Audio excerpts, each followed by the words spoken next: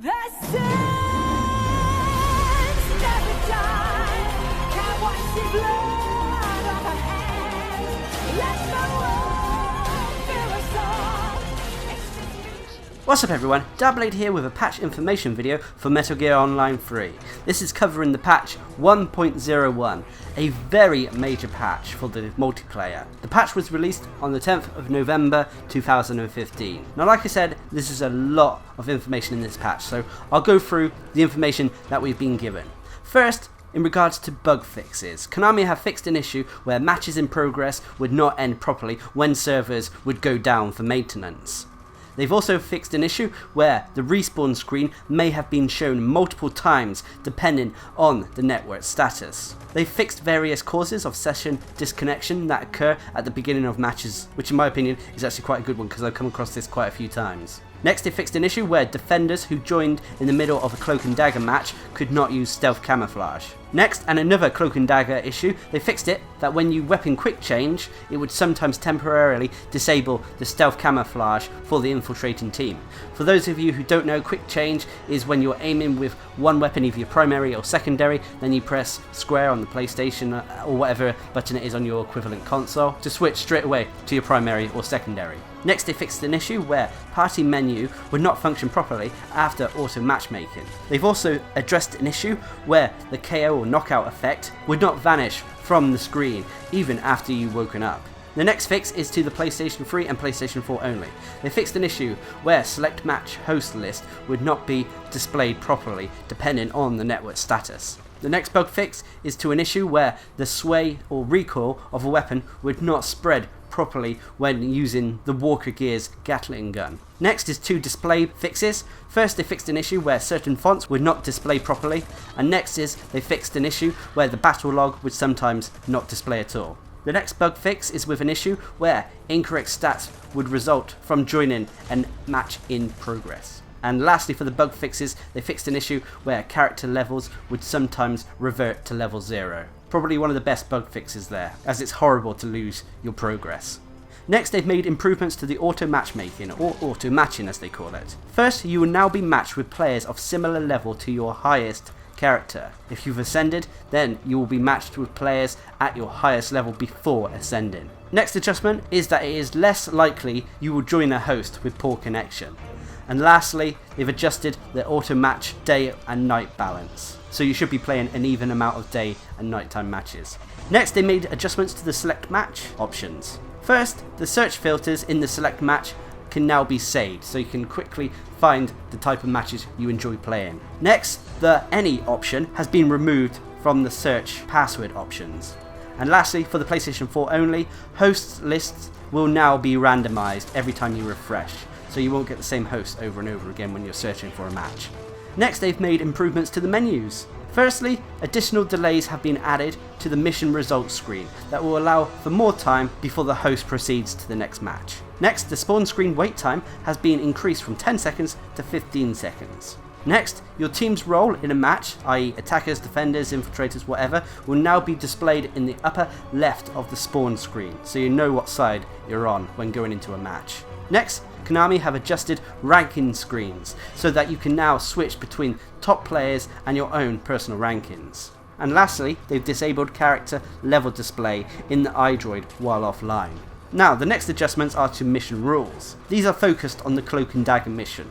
Firstly, they've adjusted Cloak and Dagger missions so that if all remaining members of a team are put to sleep or incapacitated, knocked out, whatever, then that team will lose. And the last adjustment is that they've adjusted Cloak and Dagger so that if a player on the attacking team kills themselves, stealth will no longer be disabled. The next adjustments and changes are to loadouts and equipments. This is quite a big list here, but I'll go through it.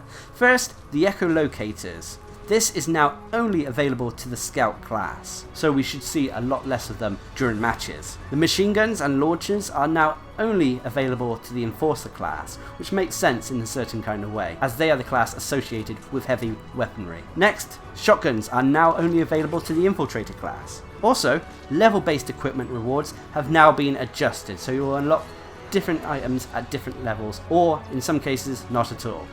Firstly, for the Scouts, at level 23, the WUS333 is now replaced with the G44. At level 30, the RASP-TB-SG is now replaced with the WUS333. At level 35, the Savor AMR-7 is now replaced with C4, and at level 37, the FB-MR rocket launcher is now replaced with the Serval AMR-7. With the Enforcers, at level 17, the Echolocator has been replaced with the SZ336 SMG. At level 23, the AMD-114 has been replaced with the FB-MR rocket launcher. At level 30, the Decoy has been replaced with the Hell MGR4, and at level 33, the Fulton Cannon has been replaced with the AMD-114. And finally, with the Infiltrators, at level 10, the Kabaga 83 has been replaced with the M21D mine. At level 11, the Echolocator has been replaced with the Sleep Grenades.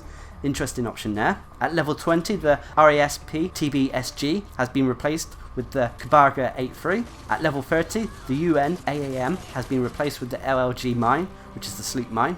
And at level 37, the Hell MGR4 has been replaced with the RASP-TB-SG. As a result of these changes, custom loadouts have been completely reset during the maintenance period following this patch. They've also made numerous adjustments to the character classes overall. Overall, movement speed has been increased. This mobility has been rebalanced to allow for faster travel between objectives.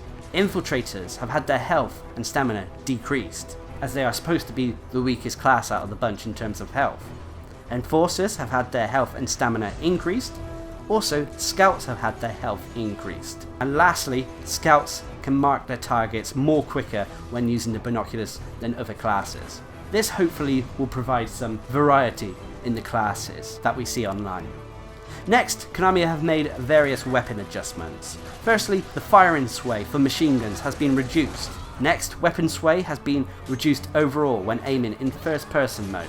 This one is quite good, as I found it was far easier to fire in third person than first person before this patch. Next, damage inflicted with the Walker Gears Gatling gun has been reduced. Also, the Walker Gears and anti-aircraft emplacements now take more damage from certain weapons. I'm assuming this is explosive weapons, but overall this is quite good, as an unchecked Walker Gear could wreak havoc on a team. Next, weapon damage from certain weapons have been adjusted for better balance. Next, weapon weights for certain weapons have been adjusted, again for better balance. Damage values on the Isando RGL220 has been significantly reduced. It has also reduced its ammo count. They've also reduced the amount of echolocators, stun grenades and sleep grenades that you can carry, so we should see less of these in a match. Next, the throwing arc of the empty magazine has been made invisible to enemies. I didn't actually know that enemies could see the throwing arc, but glad that this is fixed. And lastly, the noise radius made by the empty magazines when they land has been expanded, making them more viable and a bane of anyone who relies on their radar too much. Next, they've made various item adjustments. Firstly, the max carry amount of the cardboard box has been increased. And lastly, the weight of certain items has also been adjusted. It doesn't state what items these are though. Next, they've made changes, a lot of changes to the stealth camo. Firstly, stealth camo is now temporarily disabled when you take damage. Next, the battery life has been reduced and the battery will take longer to recharge. Next, the marking time for cloaked players has been reduced. Also, cloaked players detected with night vision goggles will be marked in less time too. And lastly, the movement speed while using stealth has been reduced. So they have nerfed the stealth camo quite a lot here, and players who like to rely on it too much may have to adjust their gameplay style, be a bit more cautious, rather than relying on stealth camo all the time. Next, they've made various CQC adjustments, that's close quarters combat to anyone who doesn't know. Firstly, the range for CQC grabs has been narrowed, so you have to be closer to your target in order to do it. Next, the icon for CQC grabs is no longer displayed, so you've got to use your own judgment when you're going for CQC attacks. Next, non-lethal damage done by CQC hits and grabs has been reduced. This means it's going to take a lot more to knock a player out when using CQC. Next, one-hit CQC knockouts are now exclusive to the infiltrators with the CQC Stealth Plus perk at level 2 or higher. This makes the perk a little bit more valuable in my opinion. It also means we're going to see a lot less close quarters combat in games, I feel. Next, they've increased the CQC choke speed in the CQC Stealth perk level 1 or higher. And lastly, they've increased the CQC choke speed when using the CQC Stealth Plus perk at level 1 or higher. Again, another buff to the CQC stealth perk. Next, they've made adjustments to the Fulton recovery system. The Fulton speed when using the Fulton Plus perk at level 2 or greater has now been slowed, so they won't lift off as fast. Next, the collision detection when using the Fulton Plus perk at level 3 has now been improved. I personally love that they've done this, as I often like to use it and sometimes would find it infuriating due to poor collision detection. And lastly, when a player Fultons an enemy, the Fulton balloon and the enemy attached to it are now invincible to that player's teammates. So no longer can players steal your kills or pop the balloon. Again, another fix I'm glad to see, as it was again infuriating to see petty players on my team shoot an enemy player who has been Fultoned just to get an extra kill. Next, they've made adjustments to the buddy systems. The time to establish a buddy link using the link action has now been shortened, so you won't be standing there like a gormless idiot saluting for a long period of time. Next, link actions will succeed regardless of the direction your character is facing, so long as you are in range of the buddy you intend to link up with. And lastly, the buddy gauge will now clear at the beginning of each round. Next, they made noise adjustments. Basically, the distance that noise travels when dashing, diving, using empty magazines and knocking has been extended. This is both good and bad for players who rely on sound during their games. And lastly, they've made various miscellaneous adjustments. Firstly, players can't be marked when invincible immediately following a respawn. Next, an adjustment was made so that when players die from a walker gear explosion, the player that made the walker gear explode is credited with the kill. Also, when a player kills an enemy that was passed out or asleep by another player, then that player who knocked out the enemy is credited with an assist. And the last two adjustments are to the PlayStation 4 only. Firstly, when in remote play with the PlayStation Vita, the system menu can now be opened by holding the options button. And the last adjustment is that it is now possible to join another player's match via the PlayStation profile screen if it's a non-password protected match. Now, as you can see, there are so many changes, fixes and adjustments with this patch, and in some respects I hope it adds a bit more variety to the multiplayer. A lot more class diversity and weapon diversity would be nice to see. Konami have also stated that as well as addressing the above issues, they are constantly monitoring user feedback and will continue to make changes and adjustments as time goes on. If anyone's at all interested, I'll leave the patch notes down in the description below where you can go to check them out. But I would also like to hear what you think of this patch. If it's good or bad, leave a comment down below.